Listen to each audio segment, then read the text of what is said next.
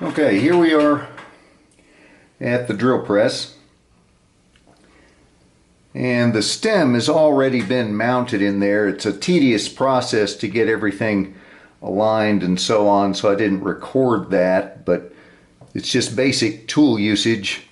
These are leather strips to protect the barrel and to give the flare of the stem a little room, and it aligns because there's V grooves that run the full height of these plates on both sides. Remember this little guy. Okay, we're going to drill a hole in the base of this to accept the threaded portion. Now it's not going to be screwed in. There's really no way, at least with reasonable technology, to be able to align the hole to the degree where you can literally screw it in and have absolute dead flush fit between the stem and the shank. So we're going to do something a little different that allows us to get absolutely perfect.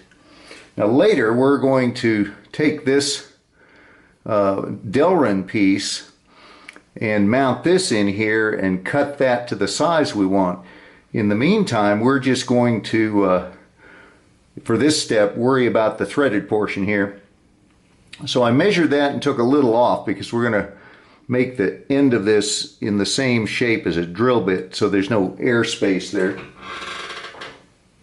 And then marked the depth of the drill with a piece of tape all the way around this guy.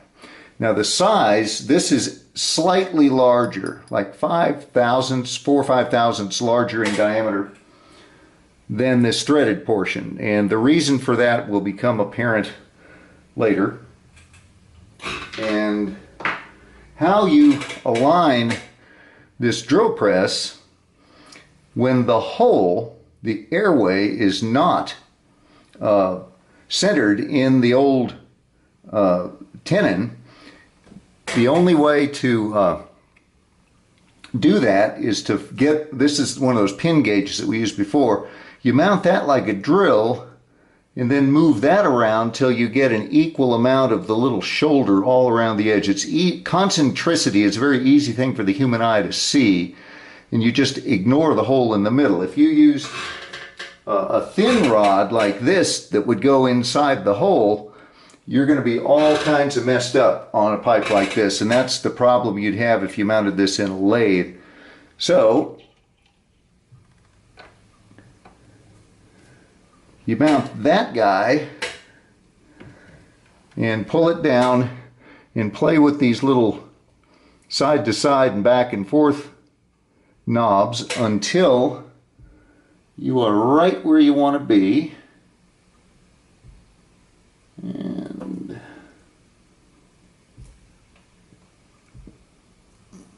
that looks pretty good right there. And I wish I had what's known as a stub drill, which is a very, very short, stiff one, because what will amount to a pilot hole here, the airway hole, is off center, which is going to kick this drill sideways a little bit. And even though we're going to compensate for that later, it still bothers me that our hole is going to have a little bit of an angle to it. Difficult to measure, but it'll happen just because of the nature of the beast.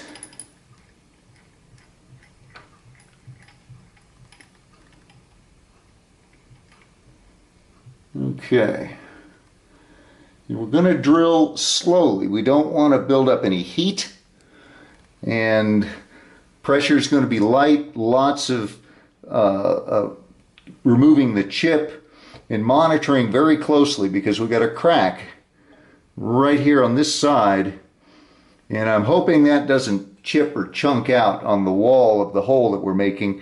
I don't think it will, because it's all being compressed by this vise, held together, but anything's possible. That's just the nature of the beast here. So I'm going to go down to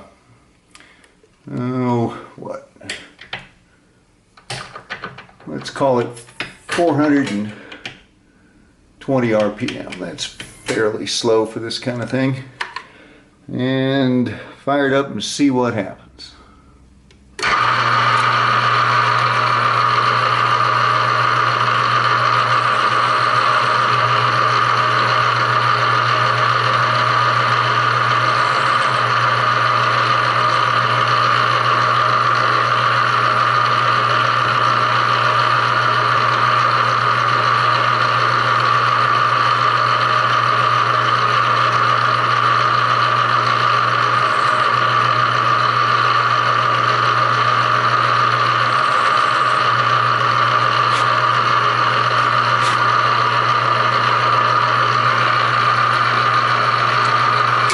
Now you can also, as you begin to make contact and see where the hole is beginning to appear, you can check to have uniform material around this shoulder of the old tenon.